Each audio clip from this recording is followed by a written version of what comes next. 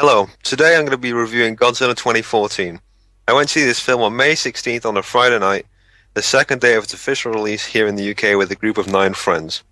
Before I begin with the synopsis, I'd like to mention that neither me or my friends are hardcore Godzilla fans. We have not seen the 1954 original or any of the Toho produced films. The only other Godzilla related film I have seen is the 1998 remake, and I don't think I need to elaborate on the quality of that. In short, this review is from the standpoint of a regular moviegoer. Also, feel free to skip this synopsis if you are already familiar with the film. So let's get to it.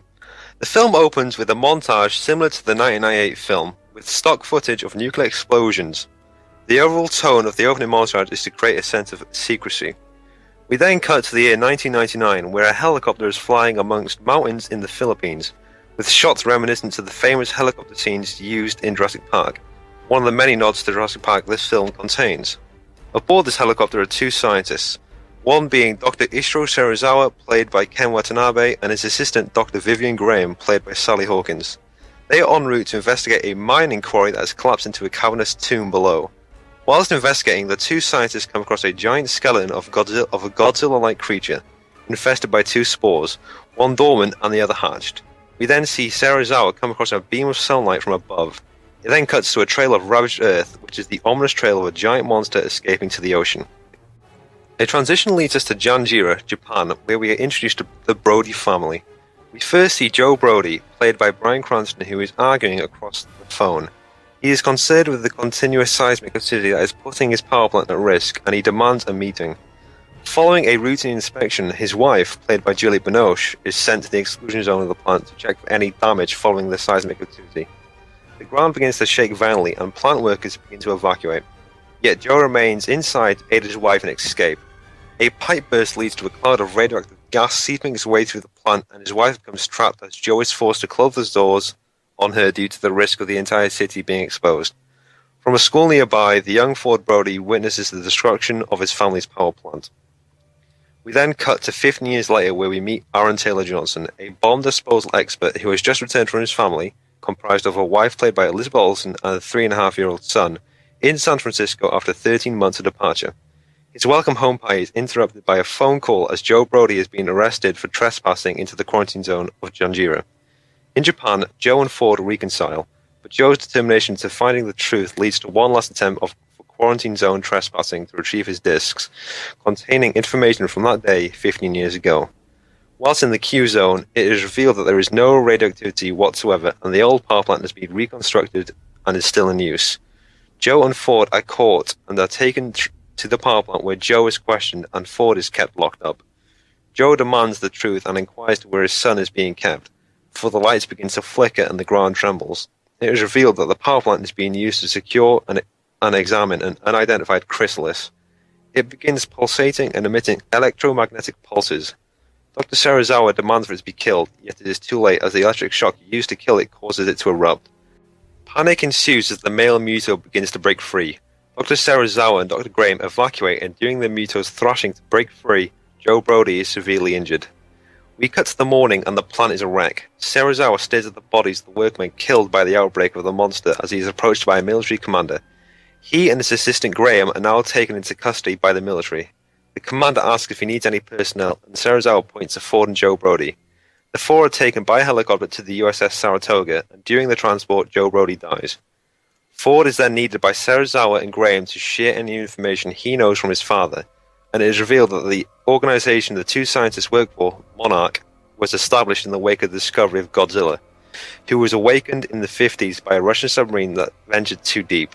We are led to believe that all the nuclear testing done in the Pacific were not tests, but in fact attempts at destroying Godzilla. The only vital information Ford Brody can share is that his father studied echolocation. Something was, quote, talking, end quote. Ford Brody is transported to Honolulu to catch a flight home to his family in San Francisco. Whilst on board the USS Saratoga, we are introduced to Admiral William Stenz, played by David Strathairn, who is monitoring the male Muto movement. The Muto at this point is currently over the North Pacific, where a Russian nuclear sub has gone missing. Back in Honolulu, Ford boards a train and has to take care of a Japanese child who has become separated from his family. At the same time, the Russian sub has been located in the jungles of Hawaii, and feasting upon its nuclear shipment is the male Muto. A fight ensues, but in an instant the Muto releases an EMP, and everything electrical in Honolulu comes to a halt, including Ford's train. Ominously, the water of Honolulu Bay begins to recede, a sign of an impending tsunami. During this, the electricity begins to recover, and stood before the train's path is the male Muto. A crash occurs, and Ford is left hanging from a deadly drop, with the Japanese child clutched in his arms. A tsunami hits, and along with it, Godzilla.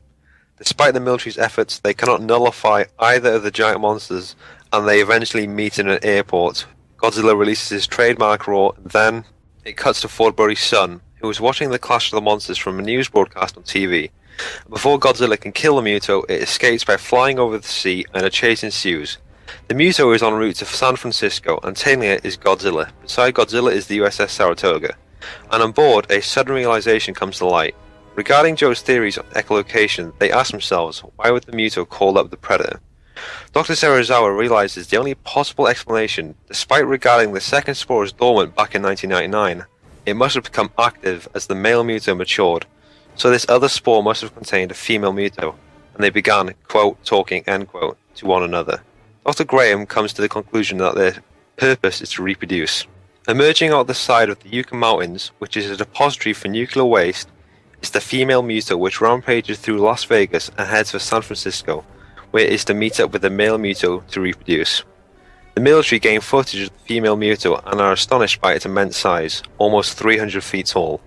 They devise a plan to send a megaton bomb on a boat out of the Bay of San Francisco, the radioactivity attracting the Mutos and the Mutos in turn attracting Godzilla. Dr. Ozawa is dead set against it, stating they've tried it before and that it didn't work, but the military believe that the sheer force of a blast from a megaton bomb will kill all three monsters. In California, a train is being prepped to transport the nuclear warhead along with the radioactive bait. Ford is present here and finds his way to board the train as he reasons with the commanding officer that he needs to get on the train to get to his family back in San Francisco. Out in the wilderness, the train comes to a halt as explosions are heard in the distance. The soldiers disembark from the train and survey the land. Two soldiers on foot below the tracks narrowly avoid explosive vehicles that are hurled their way. Behind them, the ominous shape of the female Muto is seen. On the track above, Ford and Sergeant Trey Morales, played by Victor Rasuk, drop to the deck as the female Muto passes by. It comes to a halt as the crackling of a radio is heard, but its attention is diverted by the sound of gunfire at the train. The female Muto disappears into the gloom, and before long, roars and gunfire sounds follow. And emerging from the tunnel is the train set ablaze. During the race to escape the oncoming train, Trey Morales is killed, and Ford narrowly avoids death by diving into a river below. Just before Ford loses consciousness, he sees the female Muto taking the radioactive bait as the nuclear warhead escapes with the train wreckage. It cuts to morning, and on the shore of the river is the train wreckage as a military helicopter lands to retrieve the warhead. In the process, they notice Ford, who is covered in ash, and he is taken aboard. The warhead is taken to San Francisco Bay as Ford is taken to the military base of operations. Godzilla arrives in San Francisco and tears his way through the Golden Gate Bridge, which is being used as a route of evacuation for San Francisco citizens. At this moment, the warhead aboard a boat in the bay is activated to a timer of 1 hour and 30 minutes. Suddenly, from above, comes the airborne male Muto, which dives atop the boat and emerges from the bay with the warhead clutched in its jaws. He then exchanges it to the female Muto, which has conveniently just arrived at San Francisco. After the exchange, the female begins to construct a nest. Ford, being the only remaining EOD that survived the train wreck, is assigned to go on the Halo jump into San Francisco to deactivate the warhead. If they fail to deactivate it, they are to transport it to a boat in the bay and send it out to sea in hope of minimal fallout risks to the city. The military opt for a Halo insertion because it's the only way of getting the troops close enough without EMP disruption from the male Muto. Ford survives the insertion and rendezvous with other soldiers. They make their way to the female's nest and locate the nuclear warhead. The nest is currently unattended because a three-way fight between Godzilla and the Muto ensues. The casing of the bomb is shut tight, thus deactivation is impossible. Soldiers begin transporting it to the bay on foot. Ford notices the amount of offspring the female has produced, and after flooding the nest with gasoline, he lights it and the nest is set ablaze, destroying the eggs and attracting the female. The female approaches the nest and spots Ford, and before it has a chance to kill him, a glare of blue light appears nearby. It is Godzilla charging up his atomic breath up his spines, before his trademark beam of atomic breath assaults the female Muto, allowing Ford a chance to escape to the soldiers at the bay. Godzilla's assault on the female is cut short by an aerial attack by the male, giving the female a chance to catch up to the warhead at the bay and kill off all the soldiers. Godzilla dispatches the male with a tail slam, whilst Ford mounts the boat and successfully activates it. But looming above him is the female Muto. A second before it's too late, the female Muto quakes, caught into the grass by an enraged Godzilla. She is disposed of quickly by a shot of atomic breath down her gullet. Ford becomes limp as he looks over the bomb, which only has 5 minutes remaining until it detonates. Overhead comes the searchlight of a helicopter as he is rescued just in time to escape the blast. We then cut to the following morning, with the remaining citizens taking refuge in a stadium, and Godzilla's ashen body lays across rubble. We see Dr. Serizawa and Dr. Graham inspecting him, whilst in the stadium, Ford is reunited with his son and wife. Suddenly, Godzilla awakens and makes his way back to the ocean, being hailed as King of the Monsters, Savior of our city. And that's the story to Godzilla 2014, albeit it does get confusing by the second half, and I myself find it rather difficult to follow whilst watching it for the first time in theatres. Anyhow, onwards with the review. I'm going to begin the official review by stating my favourite scenes. Scene I thought stood out because they were done so perfectly.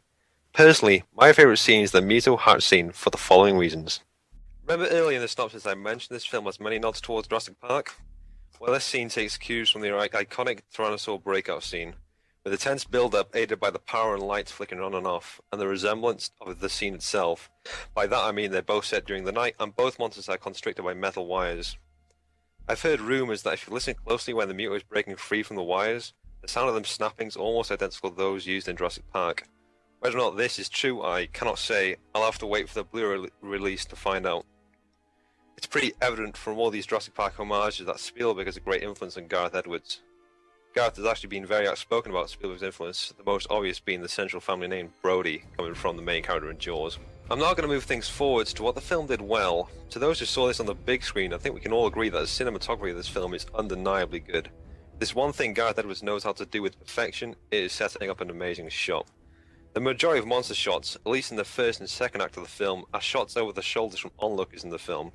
This works an advantage to the film. Imagine for a second if all the monster shots in this film were from the monster's perspective. Do you see where it would go wrong? You wouldn't be getting the sense of the immense sizes these monsters actually are, and after a while the impact of their size would wear off and it'd end up as if you were watching a wrestling match. I guess the best way to put this is that it'd end up looking too much like a gimmick. This next pro the film has is possibly something not everybody's going to agree with. I'm talking now of the score by Alexander Desplat. I'll be honest with you, prior to this film I had never heard of this composer, so I didn't know what to expect from him. I wasn't expecting anything spectacular, but I was wrong. He delivered. A point I'm going to make right now is that a lot of people seem to think that a more classical composer, such as Hans Zimmer, would have worked better for this film, but there I have to disagree. I'm familiar with his work and I just can't see him working with Godzilla. What Desplat gave us was an almost B-type movie soundtrack, but for Godzilla, that works. An example of how the score complements the film is when the scientists in the film realize that the dormant spore must have become active. Then the rushing of the military to get to the Yucca Mountains before it hatches, the score conveys a sense of urgency and panic, which fits the scenes perfectly. The final pro this film has is the casting choice of Bryan Cranston. For the role of Joe Brody, he pretty much loses everything and teeters on the verge of insanity to uncover the truth. The film needed an actor who could hit hard with emotional scenes, and boy does Bryan Cranston deliver on that. The raw human emotion we get from him during his questioning scenes are superb. Cranston gets top billing when it comes to the best actor in this film, but in one aspect, his brilliant acting turns into a bit of a downside. I'll elaborate on that further in the review. Just a quick note, I've seen very immature posts on the IMDb message boards blaming Gareth Edwards excessively, but they fail to realise that what Gareth Edwards gave us was a true to the original Godzilla film. He's handled it with care and knows where the roots to Godzilla lie. If there's any blame you wish to put on the film, blame the writers for the lack of development on characters. What Gareth Edwards has achieved is sensational. He's produced a Godzilla film that is true to the original, but has also made it appeal to worldwide audiences. And you have to remember, Godzilla itself is a hard sell, and financially this film is a success, granting it 2 sequels. Anyhow, I'm dragging on. The least I can say with confidence that this gets rid of the bad taste left in our mouths from 1998. I'm now going to move on to the cons of this film. This film has an ensemble of great actors that range from British, Japanese, French and American. But the major con this film has is, whilst Gareth Edwards is good with structure and scenes, he's very novice when it comes to characters and what to do with them. The 3 examples I'm going to mention here are Ken Watanabe. I've heard this film is going to be shown in Japan later in the year, so I can imagine that Japanese audiences, whilst anticipated in seeing Godzilla, obviously, are also going to be excited to see Ken Watanabe. Which is unfortunate for them, as he doesn't do much in this film apart from lurking around the military room of command and blurting out exposition when convenient. He's kind of the Ian Malcolm of Godzilla, who believes nature will put things in balance, but he's just not as developed as well. Sally Hawkins plays his assistant. She's a British actor who's well known for her roles here in more independent films, so seeing her in Godzilla was a bit of a surprise. Her role in and of itself is quite pointless, but prior to watching the film I saw an article online that she joined the cast 3 weeks after they started. But my question is, why? As much as a great actress she isn't needed in this film. Like Watanabe, all she does is spew out exposition. And what is worse than that, I noticed in the scene where the soldiers are being prepped for the halo jump, you can actually see her standing idly in the background looking totally confused before she walks off camera. This shows poor stage direction from the director, and it's actually very disappointing to see a great actress being wasted like that. The final example is Elizabeth Olsen. It's obvious to see why she was included in the film. She's the done-to-death damsel in distress that acts as the motivation force behind Aaron Taylor Johnson. While she's not bad with the script she's given, we as an audience aren't really given much of a reason to care for her, apart from that she's the main character's wife. Perhaps if they've developed her a little more, we'd be more invested with his and her story. I'm going to call this con poor utilisation of a great cast. Earlier on I mentioned that Bryan Cranston's superb acting might actually be the downfall of the human drama side of this film. Well, this is why. Throughout the first act of the film, we as an audience become attached to Joe Brody and his story because he's the only character with a backstory poignant and powerful enough for us to become invested in him. So once we've become invested by our presumed lead character's emotionally moving performance, what are they going to do with him? They go and kill him off in the first 40 minutes of the film. This, I feel, is the Achilles heel of the human drama side of the film, because once Cranston is gone, we are left with the stereotypical military man as our leading character. Now, I'm not saying Aaron Taylor Johnson is a bad actor, far from it in fact. I've seen him in Kick-Ass and he's a good actor. But with a bland script and a done-to-death military man character we've had countless of times, it becomes extremely subpar to Bryan Cranston's performance. If I had the reins to this film, I wouldn't have killed off Cranston. Instead, I would have had him team up with Ken Watanabe and Sally Hawkins, and it'd be like a joint venture of American, British and Japanese, or the East, Middle and West uniting together as a team for the greater good. That would have been considerably better, in my opinion.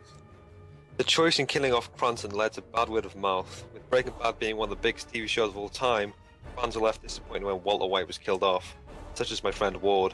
So I guess you could say Bryan Cranston was used for advertisement to draw in the masses of Breaking Bad fans. But honestly, I did get suspicious when I saw on posters and in the opening credits of the film that it said, with Bryan Cranston. Moving on to issues that require addressing.